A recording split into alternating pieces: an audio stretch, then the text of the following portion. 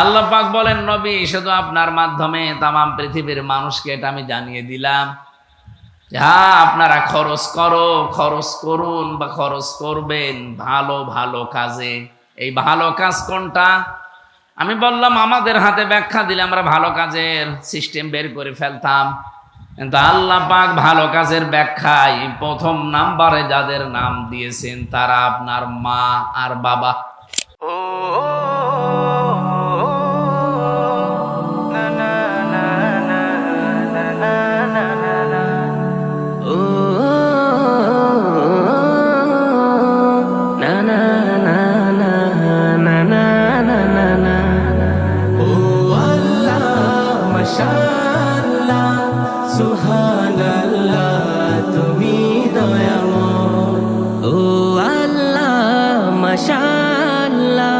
সুবহানাল্লাহ তুমি দয়াময়।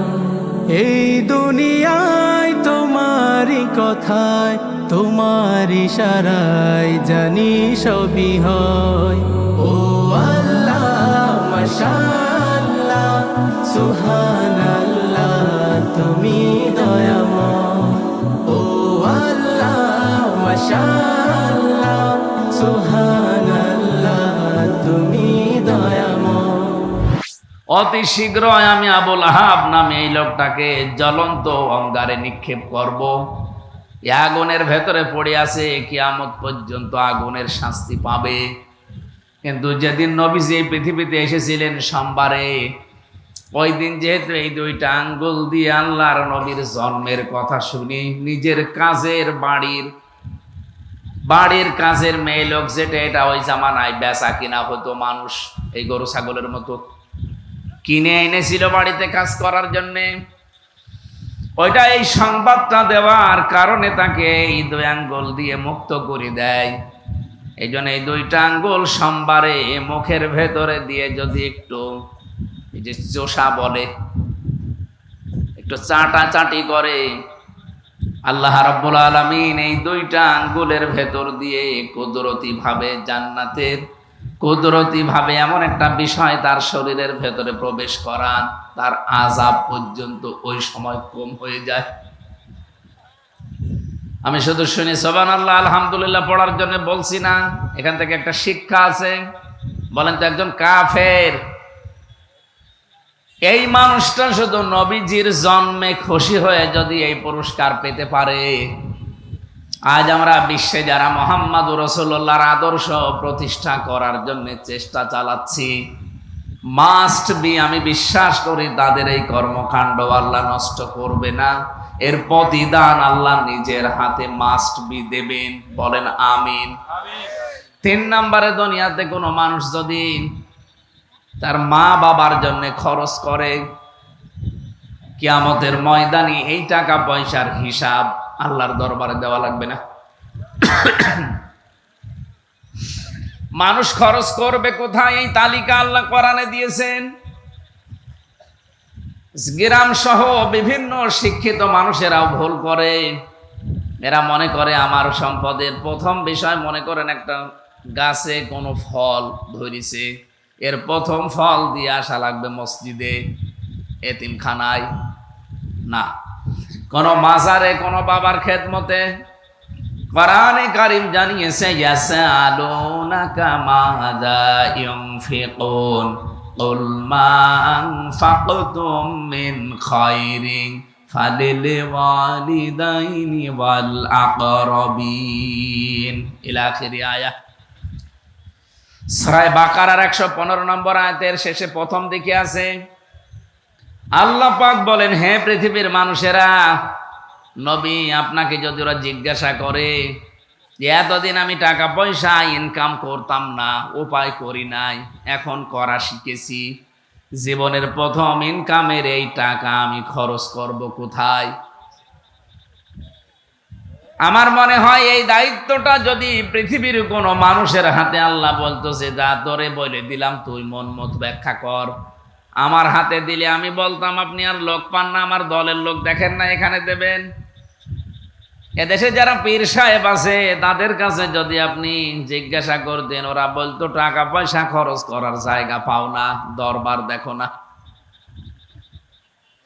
যে যেই দলে আছে, মিনাল্লাযীনা ফাররাকু দীনাহুম ওয়া কানু শিয়া কুল্লু হিজবিম বিমা লাদাইহিম ফারিহুন।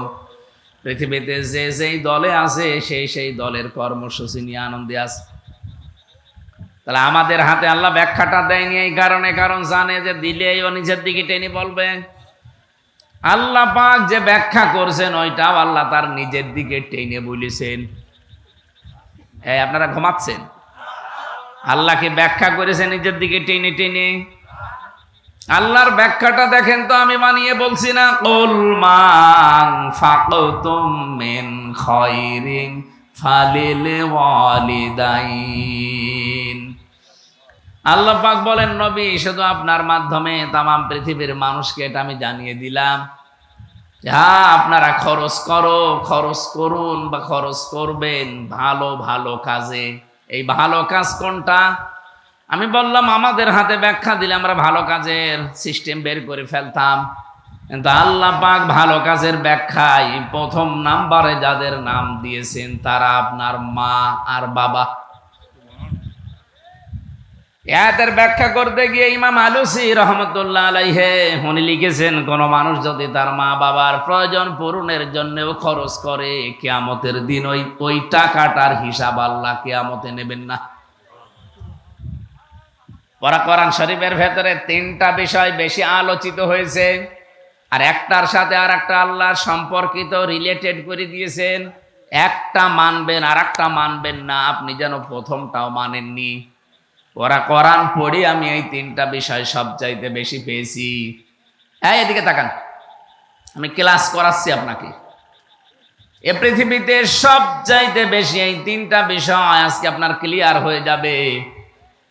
যেখানে আপনি দেখবেন এতাআত শব্দটা আছে আল্লাহর জন্যে, সঙ্গে সঙ্গে আল্লাহ তার নবীজির নামটা ওখানে জুড়ে দিয়েছেন, আতিউল্লাহ ওয়া আতিউর রাসূল ইলা আখিরি আয়াত। কোরআন যেখানে দেখবেন এতাআত শব্দটা যেখানে আল্লাহ তার নিজের নামে দিয়েছেন, সঙ্গে সঙ্গে রাসূলুল্লাহর নাম যোগ করে দিয়েছেন। এখান থেকে মুফাসসিরিন ইকরাম শিক্ষা বের করেছেন, এটা আপনি আল্লাহর এতাআত করেন, সঙ্গে সঙ্গে নির্দেশ রাসূলুল্লাহর এতাআত করা লাগবে।